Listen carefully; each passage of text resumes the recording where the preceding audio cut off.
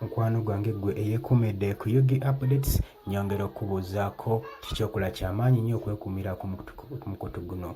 Naawe mukwano gwange atannaba kusubscribinga, kugamba genda maaso n'okusubscribinga, kirira wansi awo ojja kulabawo ekigambo subscribe, okuwone mu kade ojja kuba omaze okusubscribinga. Muganda wange nkutegeeza nti nno akadde ako kajja kuyambako nnyo okubeera ng'ofuna notification buli tuteekayo amawulire gaffe. Naye nga agaakagwawo mukwano gwange gwali katuuliriza. Gavumenti ya Uganda erangiridde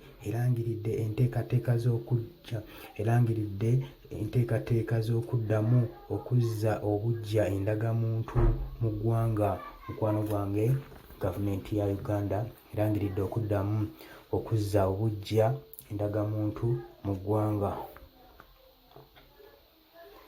Okusinziira muganda wange, okusinziira ku minisita w'amawulire ne tekinologiya n'okunoonyereza eggwanga Charles Baryomunsi, enteekateeka eno agambye nti yakumala emyaka 3 gyokka nga bateekerateekera okuzza obuggya endagamuntu, era agambye nti no enteekateeka eno yakutandika omwezi ogujja ng'ennaku z'omwezi nga lumu omwezi ogujja. Enteekateeka